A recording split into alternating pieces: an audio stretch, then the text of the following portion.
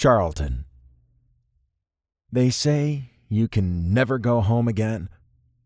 Unfortunately, I was learning this was not true.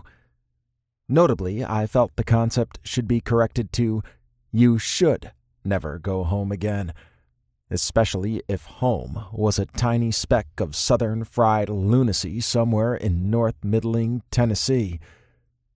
I stared out the front window of the town car at the sign flapping in the breeze above Walnut Street and stifled a groan.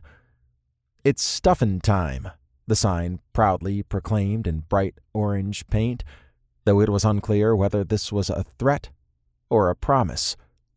How many Thicketier's goodies can you fit in your pie hole this Thanksgiving?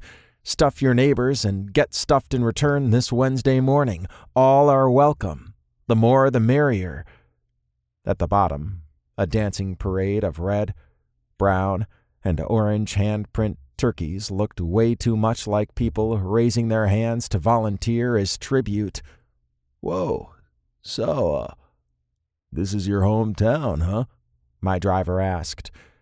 He'd been silent and professional from the moment he'd picked me up at the airport in Nashville, but it was clear his professionalism was no match for the tsunami-level force of the Thicket's puntastic holiday cheer. One could hardly blame him. "I'm from Chicago," I corrected, silently adding "now" to the end of my statement and telling myself it wasn't a lie. "I have family here, but I haven't visited in years." "Right," he agreed, still staring at the sign like the double entendres might disappear if he looked hard enough. More fool him.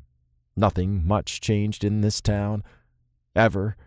And the puns were eternal. It's real different here, huh?" I snorted. Understatement. Licking Thicket, the actual, believe it or not, on-the-map name of the town where I'd grown up, was considered by most folks in the area to have a sort of rustic charm. A lovely place to live, they said. A welcoming and safe place to raise a family.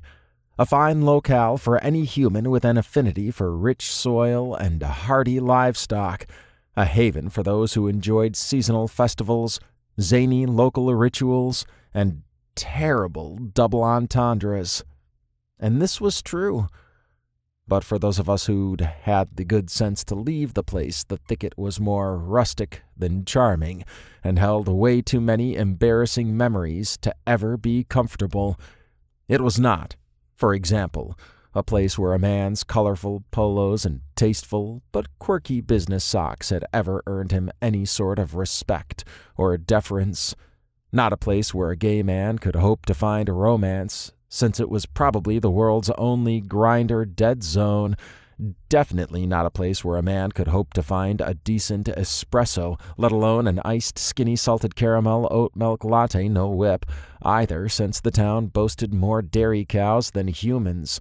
And it was most certainly not a place where people appreciated a heroic, if somewhat misguided, rescue carried out to avert a senseless tragedy.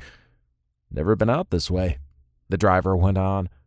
His eyes pinged from side to side as we made our way up the main drag, while I firmly kept my gaze on my phone. But I knew without looking exactly what he was seeing. The ancient community center, a renovated barn where all the most important Thicket gatherings had been held since the dawn of time. The Feed and Seed with its 1950s vibe. The Thicket Tavern, which was a throwback to the 1970s. The high school, with its Fighting Bovines logo that I thought was so impressive when I was a child, and so scornfully silly once I'd left town for St. Killian's Prep. "Pretty cool that your town has a bakery that does gluten-free, though," he said cheerfully. "My girlfriend would kill to find a gluten-free place near us. And the Wisteria Cafe says you can support local schools with every sip. What's that about?" I looked up and frowned at the little clapboard building across from the tavern. The building itself was old, but the businesses inside it were unfamiliar. After a moment, I shrugged, couldn't say.